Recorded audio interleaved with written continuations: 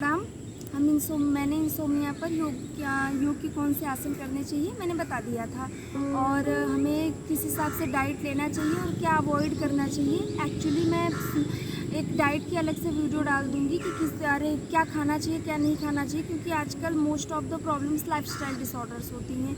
तो लाइफस्टाइल से रिलेटेड हमें चाहे माइग्रेन हो, इंसोम्निया हो, और भी बहुत सारी मेंटल डिसऑर्डर से रिलेटेड फिजिकली बहुत सारी बीमारियां आजकल तो आई गई हैं, तो उसका डाइट बहुत बड़ा रोल प्ले करता है। तो मैं उसकी अलग से वीडियो डाल दूंगी। तो आज हम इंसोम्निया में कौन कौन से प्राणायाम करने चाहिए वो करेंगे, और इसका आप ड्यूरेशन भी बढ़ा सकते हैं कि आप जितना मतलब कि 3 से 4 मिनट तक तो मैं करा ही देती हूँ, इसलिए थोड़ी वीडियो भी लंबी पड़ जाती है। बट स्टिल अगर आप लगता है कि आप थोड़ा ज़्यादा कर सकते हैं तो कीजिए, लेकिन मिनिमम कम से कम आपको इतना तो करना ही पड़ेगा। तो कुछ मैं प्राणायाम बताऊंगी।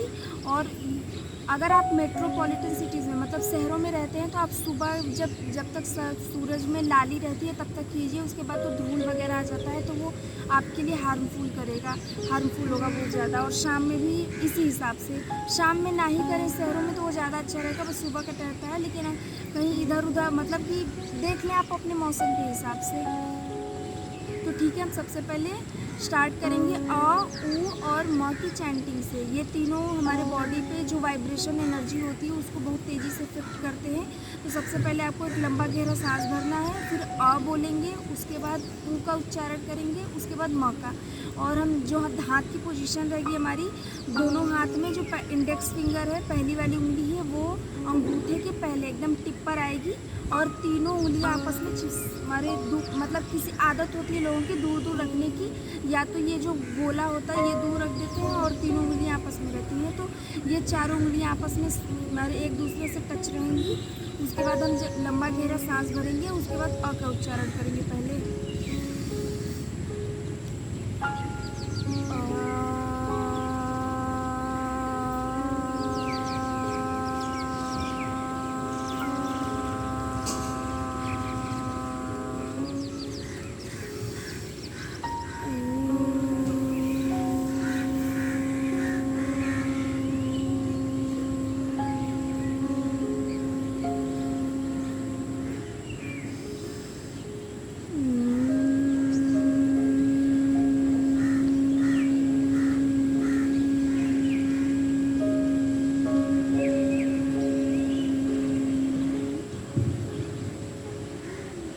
अब हम स्टार्ट करेंगे अपने प्राणायाम। अपने दाहिने हाथ से पहला और दूसरे उंगली को अपने थंब के बिल्कुल बीच लास्ट में, थंब के एकदम लास्ट में रखेंगे।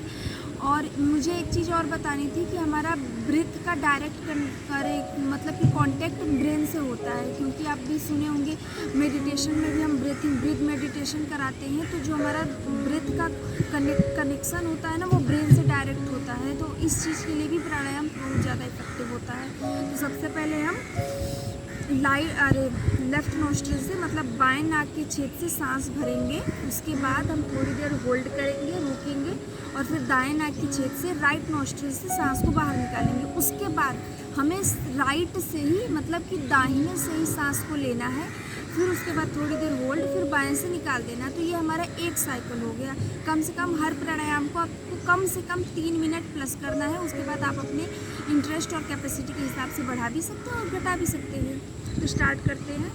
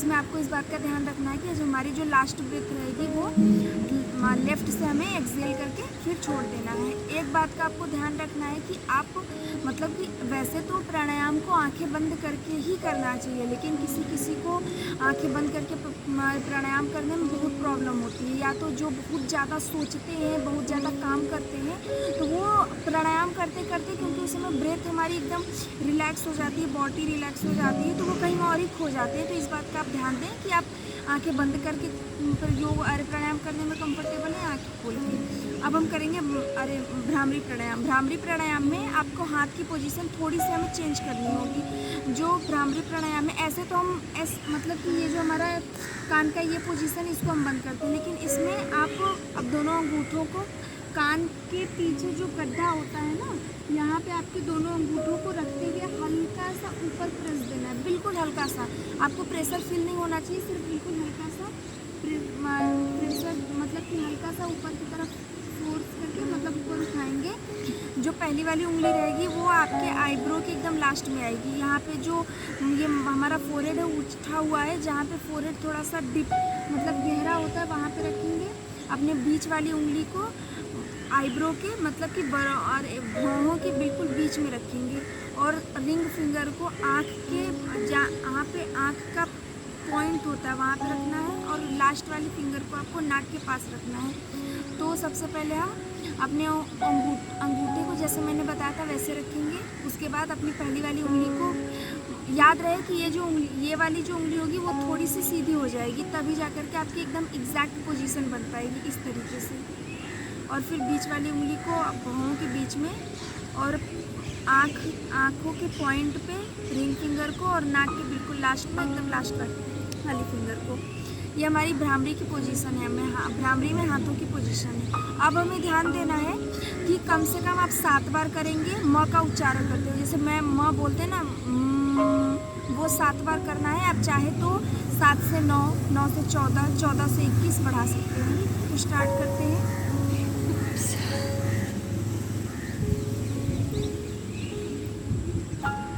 हाथों को पूरा खोल देंगे, जितनी देर तक होल्ड कर सकते हैं वैसे होल्ड करके रखे रहेंगे।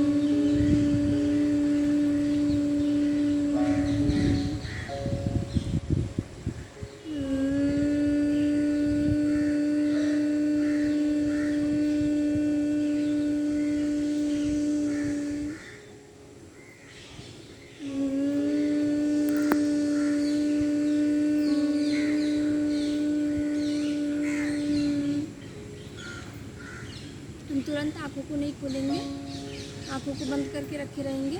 फिर उसके बाद अपने दोनों हाथों को तेज से रब करेंगे। उसके बाद अपने हाथ के जो गड्ढे वाला पोर्शन है, जो गड्ढे वाला हिस्सा है, उसको अपने आँखों के ऊपर लगाना है आपको। फिर कुछ सेकंड के बाद आपको अपने आँखों को हथेली के अंदर ही खोलना है। हथेलियों को अंदर खोलते हुए फिर वापस आ जाएंगे। तो ये हमारा भ्रामरी प्राणायाम था। अब हम एक चंद्रभेदी प्राणायाम करेंगे। इसमें कुछ प्रिकॉशन है। मैं बता दूं कि जिनको इंसोम्निया के साथ साथ कॉन्स्टिपेशन होता है, मतलब कब्ज अक्सर बनी रहती है, या पेट से रिलेटेड पेट से संबंधित कोई भी परेशानी होती है, कोई भी प्रॉब्लम होती है, तो 1% भी होती है, तो आप ये वाला प्राणायाम नहीं करेंगे। इसके अलावा मैं और जो सारे करा रही हूँ वो करेंगे। उस पेट से संबंधित अगर कोई प्रॉब्लम है तो, नहीं तो आप ये भी कर सकते हैं। तो उसमें एक हाथ में जैसे हम अनुलोम विलोम में आप अपनी हाथ की पोजीशन रखे थे इस तरीके से ज्ञान मुद्रा वाली, जब मैंने अनुलोम विलोम में बनाया हुआ था वैसे दोनों हाथ को, और फिर उसके बाद राइट हैंड से अपने पहले और दूसरे इंडेक्स और मिडिल फिंगर को हम अंगूठे के बेस में लेकर आएंगे। इसमें क्या करना है, अनुलोम विलोम की तरह ही करना है, लेकिन आपको इस बात का ध्यान देना है कि इस वाले प्राणायाम में हम जो हमारा लेफ्ट नॉस्ट्रिल है, मतलब जो बाएं नाक का छेद है, हम उससे सांस को भरेंगे और दाहिने से छोड़ेंगे। तो हम दाहिने से हमें दोबारा नहीं लेनी, हमें फिर से बाएं से ही सांस को लेनी है और दाहिने से छोड़ना है। फिर से बाएं नॉस्ट्रिल से सांस भरेंगे और दाहिने से छोड़ेंगे, और ये कम से कम 4 से 5 मिनट तक कर सकते हैं। कम से कम हर कोई प्राणायाम में हमेशा बताती हूँ कि 3 से 4 मिनट कंपलसरी होता है। उसके बाद आप अपनी कैपेसिटी के हिसाब से, टाइम के हिसाब से देख सकते हैं। तो हम स्टार्ट करेंगे, और ये चाहे तो आप आँख बंद करके भी कर सकते हैं। ये काफ़ी रिलैक्सिंग वाला प्राणायाम होता है। पहले हम लेफ्ट नॉस्ट्रिल से सांस भरेंगे, थोड़ी देर होल्ड, उसके बाद राइट से छोड़ देंगे। फिर हमें लेफ्ट से ही सांस भरना है।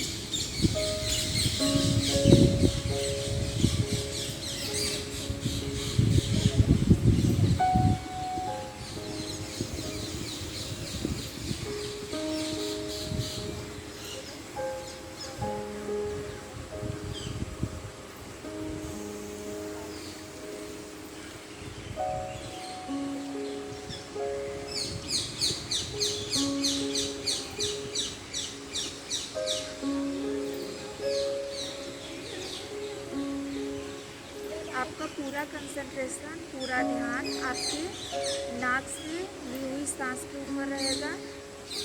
कैसे कैसे हम सांस को ले रहे हैं, कैसे कैसे छोड़ रहे हैं।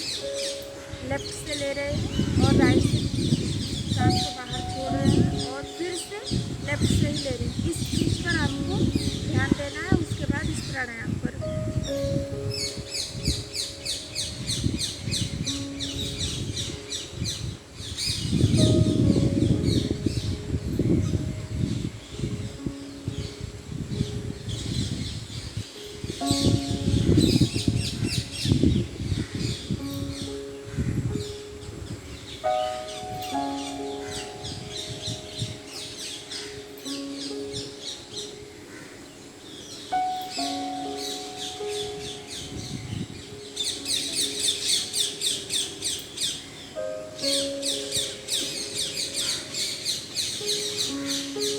कम से कम 3 से 4 मिनट तक ये वाला प्राणायाम करेंगे। अब हम दूसरा प्राणायाम है, ये प्राणायाम भी है और सोहम जप, मतलब कि इसको एक तरीके से मेडिटेशन, ध्यान की प्रक्रिया ही बोलते हैं, लेकिन मैं मेडिटेशन वाला नहीं, बस ब्रीथ, सांस पर कैसे कंसंट्रेट करते हुए करेंगे उस चीज़ पर ध्यान दूँगी। तो इसमें आपको क्या करना है कि नॉर्मली आपके दोनों हाथ खुले रहेंगे, नॉर्मली सिंपल से, एकदम टाइट नहीं करना, नहीं बिल्कुल ढीला छोड़ देना है अपने हाथों को, और अपने हाथों को टाइट नहीं करना, बिल्कुल इस तरीके से घुटने पे रहेंगे आपके हाथ। उसके बाद जब हम अपनी सांस भरेंगे तो आपको मन ही मन सो का जप करना है। मन ही मन बोलना है सो।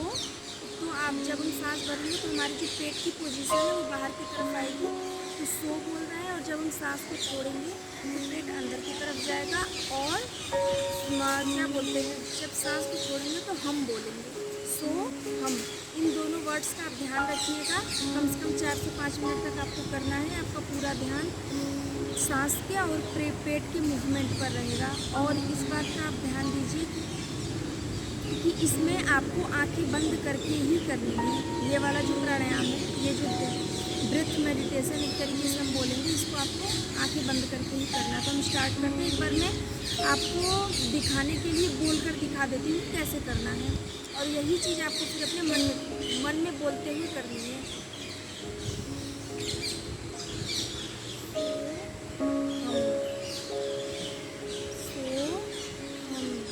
तो अगर जब आप मन में बोलेंगे ना, तो जैसे अगर मैं सांस ले रही हूँ तो तब उसके बाद मैं सो बोल रही हूँ, लेकिन आपको सांस लेते हुए ही अपने मन में सो बोलना है, और सांस छोड़ते हुए हम बोलना है।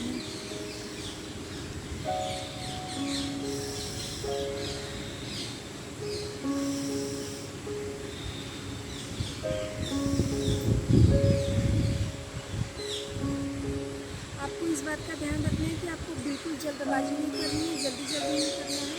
आप जितना लंबा सांस भर सकते हैं उतना लंबा सांस भरिए और जितना गहरा सांस को छोड़ सकते हैं उतना गहरा करिए।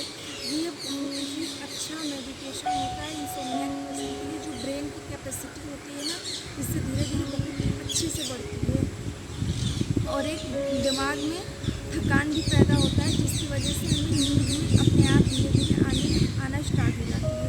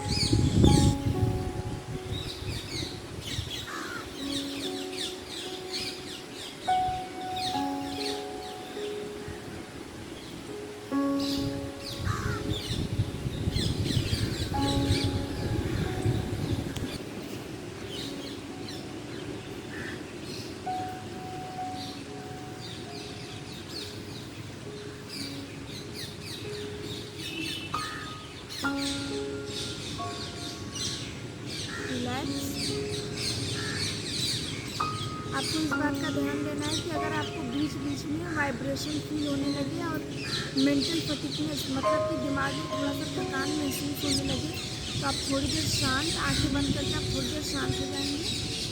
और फिर मैं प्राणायाम को ख़त्म करने के बाद मैंने एक रिलैक्सेशन का मेडिटेशन वाला रिलैक्सेशन का योग निद्रा की तरह से डाला हुआ है।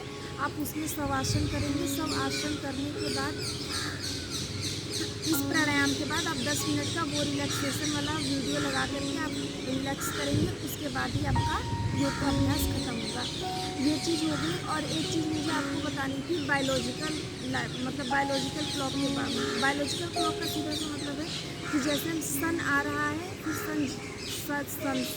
सनराइज होता है और सनसेट होता है।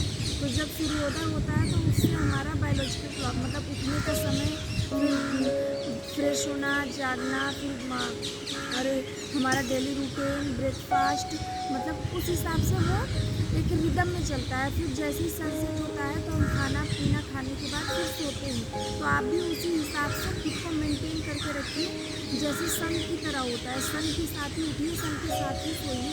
तब आपको most of the life style से ज़्यादा से ज़्यादा प्रॉब्लम आप अपने आप ख़त्म हो जाएंगी। तो इस बात का ध्यान रखिए और योग प्राणायाम करते रहिए। और मैंने जो जो कुछ भी बताया उसका ध्यान रखते हुए आपको इंसोम्निया की प्रॉब्लम अच्छी तरीके से क्योर हो जाएगी। मैं चाहती हूँ कि अगर इस हिसाब से आप करेंगे तो क्योर डेफिनेटली क्योर हो जाएगी।